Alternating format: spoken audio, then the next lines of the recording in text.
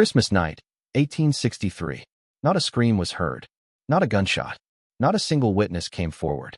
Yet by morning, one man was gone, and an entire town pretended it had never happened. They would later say the wind carried something strange that night. Not words, not cries, but names. 12 names. Children's names. Spoken softly, over and over, as if the earth itself were remembering what the people had chosen to forget.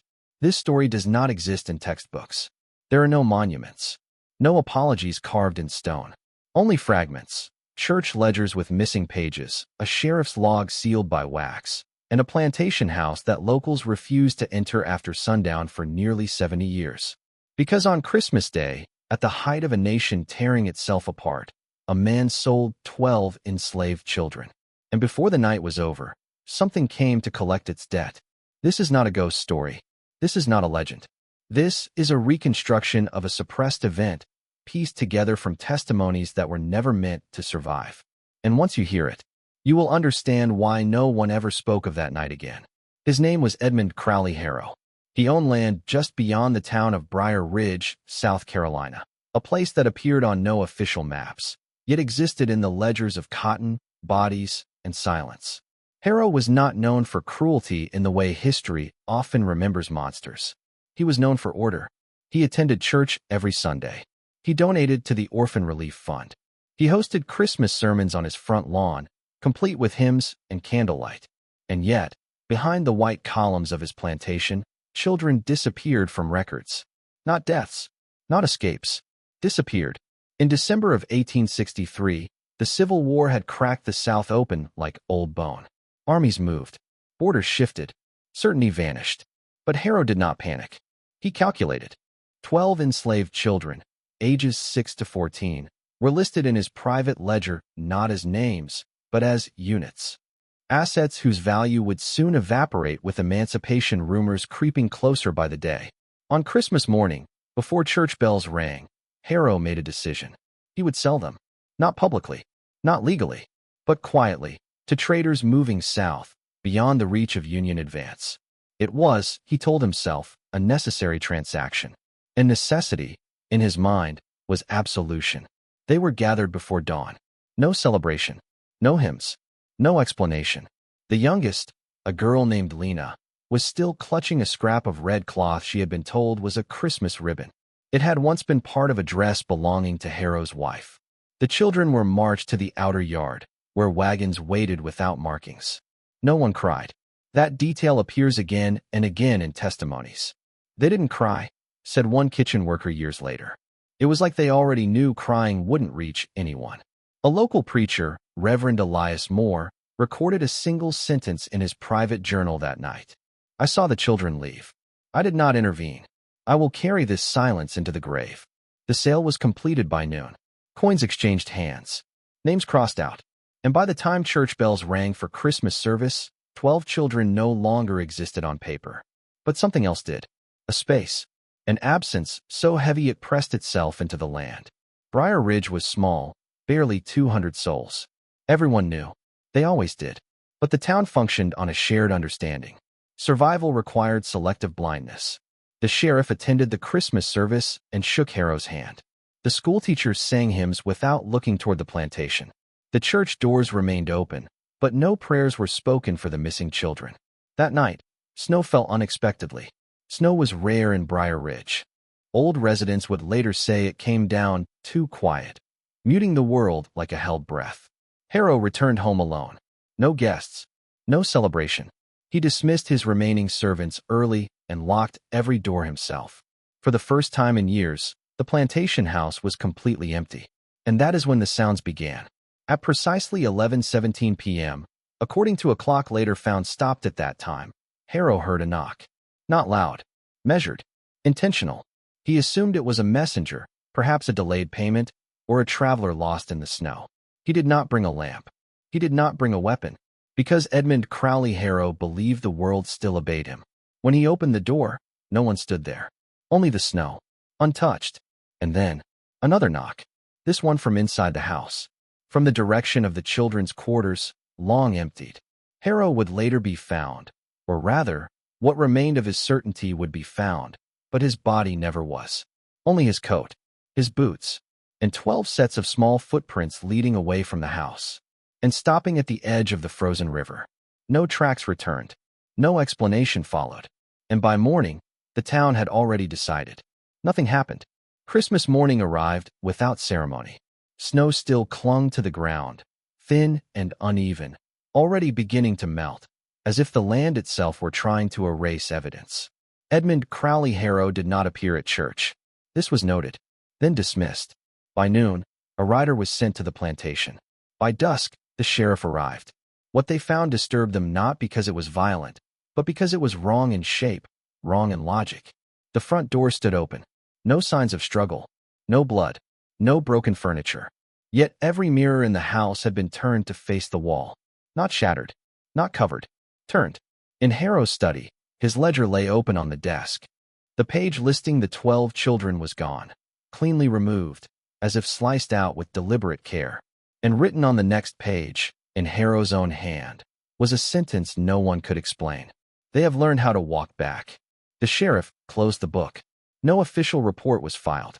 That evening, Reverend Elias Moore did something he had never done before. He locked the church. No service, no candles, no hymns. Instead, he went alone into the records room beneath the pulpit, a place known only to clergy. There, behind baptismal rolls and marriage certificates, was a thin volume wrapped in oilcloth. It was not labeled. Inside were entries dating back to 1811. Children, not baptisms, not deaths, transfers. Names moved from one institution to another. Plantations, orphan homes, workhouses, charitable schools. Always during winter. Often during Christmas week. Always quietly. Reverend Moore added one final line that night. December 25, 1863. 12 removed. Account unsettled. He sealed the book and hid it behind the stone wall. 3 days later, Moore resigned his post and left Briar Ridge forever. He was never heard from again. Official records show no orphanage in Briar Ridge. No funding, no staff, no building permits. And yet, oral histories speak of a place called St. Dymphna's Home, a narrow structure at the edge of town, visible only in winter fog. Former residents, interviewed decades later, described the same details. Bells rung at night, never during the day. Children taught to recite numbers instead of prayers. Windows painted black from the inside. Most chilling was the rule they all remembered. If you hear your name called after lights out, do not answer. St. Dymphna's does not appear on maps because it was never meant to be found. It functioned as a holding place, a place where children waited. For buyers, for transport, for forgetting. Several testimonies suggest the 12 children sold by Harrow passed through St. Dymphna's weeks earlier, marked, counted, prepared. Prepared for what? No one ever said. In 1912, the old plantation house was slated for demolition. Workers lifting floorboards in the former children's quarters discovered something carved into the wood beneath. Not names, numbers. 12 vertical marks, each intersected by smaller scratches, some shallow, some deep, some frantic. A local historian identified the pattern as a counting ritual, used by children to measure time when calendars were forbidden. But something else was carved there too, smaller, almost hidden. Symbols. Not African, not Christian. They matched markings found in church basements and orphanage cellars across 3 states. Always near records rooms. Always near places where children were processed. The workers refused to continue. The house was burned instead. Official cause, faulty lantern. In 1938, a woman named Margaret Holt gave an interview to a traveling folklorist. She was 92. Her hands shook when she spoke. I saw them, she said, on the river. She claimed that on Christmas night, 1863, she woke to singing, not hymns, but counting. Slow, steady. She looked out her window and saw figures moving across the snow toward the frozen river. Children, barefoot, but walking without pain. They weren't running, she whispered. They were going home. Behind them, she said, something followed Harrow, not touching him, not chasing him. Waiting. Margaret Holt died 2 days after the interview. The folklorist's notes disappeared. Only the audio survived, ending abruptly with Holt saying, he finally heard them say his name the way he made them say theirs. The frozen river at Briar Ridge was dragged twice. No body, no remains, Yet fishermen avoided it for generations. Ice would crack without warning. Boats drifted back upstream. Animals refused to drink from it in winter. Local legends said the river remembered weight, that it would not carry what had not been carried willingly. In 1863, 12 children crossed it. One man followed. Only the children reached the other side. In the 1950s, Briar Ridge dwindled. As houses emptied, truths loosened. One surviving council record contains a final admission, written in faded ink. We believed the transaction was complete. We were wrong. Christmas collects. The town was dissolved in 1961. The land reclaimed. But the story remained. Because some debts do not belong to law. They belong to memory. And memory, unlike people, does not die. By the early 1800s, America had perfected a language of disappearance. Children did not vanish. They were reassigned. Institutions did not traffic. They relocated. And crimes were not committed. They were administered. Churches, orphanages, charitable homes, and private plantations formed a quiet corridor of authority, exchanging bodies under the cover of morality. Ledgers replaced faces. Numbers replaced names. And those who managed the records believed themselves immune, protected by paperwork and prayer. What happened in Briar Ridge was not an accident. It was a rupture. Because for the first time, the system lost track of its own accounting. The 12 children were removed, but something followed them back through the cracks. In a seminary outside Charleston, a damaged manuscript was discovered in 1894. It was unsigned. Its title, written in Latin, translated roughly to, "On the Accounting of Innocence." The document argued that institutions which borrow purity must return it, or be balanced by loss. It cited scripture selectively, twisting mercy into arithmetic. One passage stood out. When the innocent are exchanged without witness, the night becomes the witness. Christmas, the author argued, was not protection. It was exposure. Because Christmas commemorated birth, and what was born could also arrive to collect. The seminary burned 6 months later. Cause, unknown. Between 1864 and 1870, reports surfaced across 3 counties. Children appearing on doorsteps in winter. Children who spoke little. Children who refused new names. They did not claim to be ghosts. They claimed to be returned. Midwives noted something unsettling. Their body temperatures ran cold in December, warm in summer, opposite of normal. They aged strangely. Some seemed older than their years. Others did not age at all. When asked where they had been, they gave the same answer. Counting. County archives from the late 19th century contain anomalies. Years where more children were recorded as received than born. Years where census numbers balanced only if missing children were quietly added back. In 1874, a clerk in Georgia wrote a marginal note. The accounts correct themselves when ignored. He later vanished. His desk remained untouched. Only a series of 12 tally marks appeared carved into its underside. Former residents of St. Dymphna's described a song taught to the children. It was not melodic. It was rhythmic. A counting exercise disguised as a hymn. No written lyrics exist, but those who heard it described the same structure. 12 verses, each one shorter than the last, ending with silence. Those who remembered the tune reported nightmares decades later, dreams of being called by numbers instead of names. Psychologists dismissed it as shared trauma. But trauma does not synchronize like music. No remains were ever found, but pieces of Edmund Crowley Harrow persisted. His boots surfaced in the river 50 years later, upright, filled with silt. His coat was discovered in an attic miles away, folded neatly. And in 1901, a church ledger in Louisiana listed a baptism for Edmund C.H., age unknown, status returned. The entry was crossed out in red ink. By the early 20th century, institutions began changing. Records grew less detailed. Transfers slowed. Christmas adoptions declined. Something had learned the system. And the system, for once, was afraid. A memo from 1922, circulated among church administrators, advised, avoid end-of-year movements. The night remembers. No explanation followed. None was needed. In Briar Ridge, long after the town dissolved, hikers reported hearing footsteps in snow that wasn't there. 12 sets. Always 12. Never more. Never fewer. They did not chase. They did not threaten. They walked, counting. And somewhere behind them, always struggling to keep up, was the sound of a man trying to remember his own name. History does not forget by accident. It forgets by instruction. In the decades following the disappearance of Edmund Crowley Harrow, a pattern emerged, not in what was recorded, but in what was systematically removed. County clerks were advised to simplify records. Churches consolidated archives and destroyed originals. Orphanage registries were reclassified as fire hazards and burned.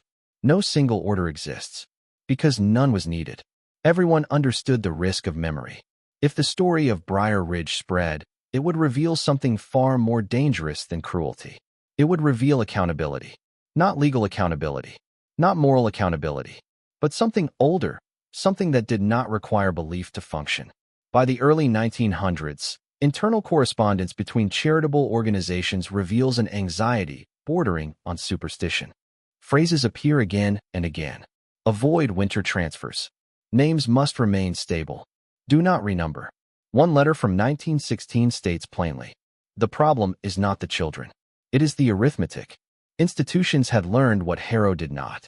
You can own land. You can own bodies. But you cannot own balance. Balance arrives when invited, or when ignored too long. In 1959, during the last legal dissolution of Briar Ridge, a box was found beneath the courthouse floor. Inside was a phonograph cylinder. The recording is damaged, but a voice can still be heard. Old. Male. Measured. It is believed to be Sheriff Thomas Calder, the man who first entered Harrow's house. His voice shakes only once. He didn't vanish. He was processed. The same way we process them. We just didn't expect the system to turn inward. The recording ends with a sound experts could not identify. Not wind. Not static. Counting. Christmas was never chosen for mercy. It was chosen for cover. Candles distracted. Hymns softened suspicion. Families looked inward. But Christmas is also a threshold. A boundary between what was and what arrives next.